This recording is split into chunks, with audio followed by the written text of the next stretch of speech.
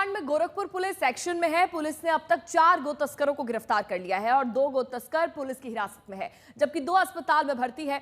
एक गो तस्कर को गांव वालों ने पकड़कर इतना पीटा था कि उसे अस्पताल ले जाना पड़ा और दूसरा गो तस्कर आज कुशीनगर में हुए एनकाउंटर में घायल हुआ है। दरअसल पुलिस ने सूचना के आधार पर कुशीनगर में दबिश दी तो यह आरोपी पुलिस की गिरफ्त में आ गया।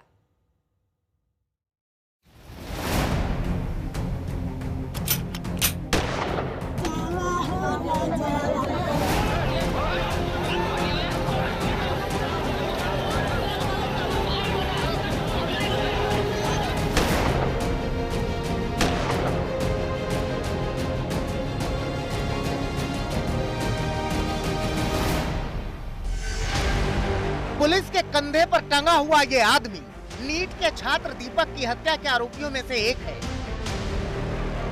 सोमवार की रात जिन गो तस्करों ने दीपक की हत्या की थी, उन्हीं गो तस्करों में से एक ये भी। गोरखपुर में हुए इस हत्याकांड ने पूरे सूबे को हिला के रख दिया था। गोरखपुर की पुलिस ताबड़तोड़ एक्शन में थी। तभी मालूम चला कि आरोपियों में से एक रहीम कुशीनगर में छिपा है। तुरंत ही गोरखपुर पुलिस कुशीनगर पहुंची। कुशीनगर पुलिस को साथ लिया। रहीम जहां छिपा था वहां पुलिस ने दबिश दी तो आरोपी भागने लगा। आरोपी ने पुलिस पर गोली चलाई और जवाबी फायरिंग में पुलिस की गोली आरोपी के पैर में लगी। देखिए, आरोपी के दोनों पैरों में पट्टी है। पुलिस ने पैर में गोली मारी। एक अभियुक्त रहीम जिसकी पुलिस को तलाश थी, उसकी एसओ पिपराइच एवं कुशीनगर पुलिस की टीम के द्वारा अभी जॉइंट ऑपरेशन में गिरफ्तारी हुई है, जिसमें उसके द्वारा पुलिस टीम पर फायरिंग की गई थी और जवाबी आत्मरक्षार्थ पुलिस फायरिंग में उसको गोली लगी है, जिसका पुलिस के द्वारा उसको गिरफ्तार किया गया। रहीम को भी अस्पताल में भर्ती किया गया है। इसके पहले जब गो तस्करों ने दीपक पर हमला किया था तो उनकी ग्रामीणों से भी झड़प हुई थी। उसी झड़प में ग्रामीणों ने अजब हुसैन नाम के आरोपी को पकड़ लिया था। उसकी जमकर पिटाई की थी। वो भी अस्पताल में भर्ती है। ये थाना क्षेत्र पिपराइच में जो महुआ चाफी ग्राम में घटना हुई थी, उसके क्रम में प्रकाश में आए अभियुक्तों में से एक अजब हुसैन जो है, जिसको ग्रामीणों के द्वारा पकड़ा गया था, वर्तमान में हॉस्पिटल में गंभीर हालत में भर्ती है। 2 आरोपी अस्पताल में हैं, जबकि छोटू और राजू नाम के 2 आरोपियों को भी पुलिस ने गिरफ्तार किया हुआ है। इस पूरे मामले में 4 आरोपी गिरफ्तार हो चुके हैं और बाकी आरोपियों की तलाश जारी है। 2 अन्य अभियुक्त छोटू और राजू को हिरासत में लेकर के पूछताछ व अग्रिम विधिक कार्रवाई की जा रही है।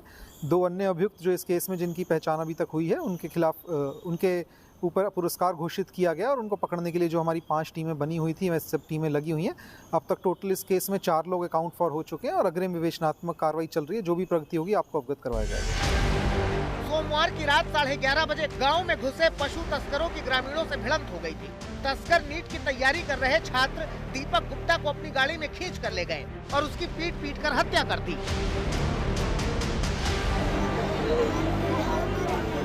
लाश को घर से 4 किलोमीटर दूर फेंक दिया। 4.5 घंटे बाद घर वालों को छात्र की खून से लथपथ लाश मिली थी। उसका सिर कुचला था। पुलिसिया लापरवाही उजागर हुई। मुख्यमंत्री योगी आदित्यनाथ ने इस घटना का संज्ञान लिया। ADG law and order Amitabh Yash को गोरखपुर भेज दिया गया।